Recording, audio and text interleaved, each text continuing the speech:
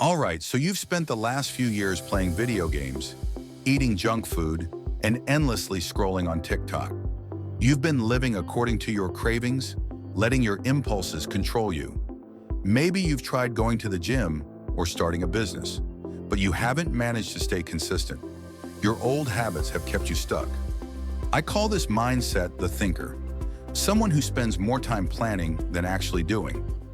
By clicking on this video, you've already made a commitment to yourself, a commitment to change, to become driven by ambition and action. You've taken your first step towards becoming the doer. A doer understands that bad habits are deeply rooted in the subconscious and that it's nearly impossible to just erase them. Instead, the solution is a focused period of intense work, discipline, and structured effort. This will help disrupt your unproductive routine and allow you to shift your focus and identity toward being a different person. Now, before diving in, keep in mind that this disappearing period should be temporary. When I started my personal brand, which grew to over 300,000 followers within a year, I applied the steps I'm sharing in this video and limited my social interactions. But I maintained connections with my closest friends as they supported my journey. So proceed cautiously. Go offline for only a few months to work on a major project or make a big shift from bad habits to good ones, then return as a more successful person. Here's how I did it, along with all the tips you'll find in this video. Let's start with one of the most powerful habits, waking up at the same time each morning, ideally early.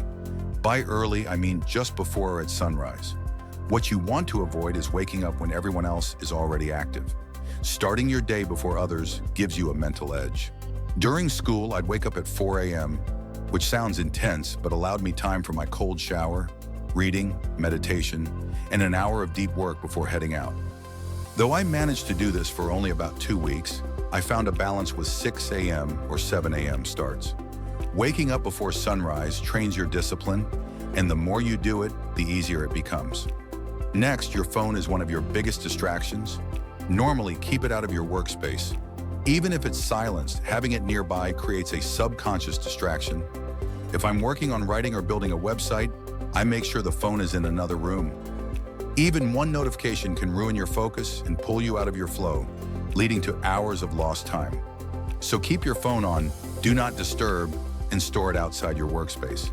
Some of you may need to delete social media entirely.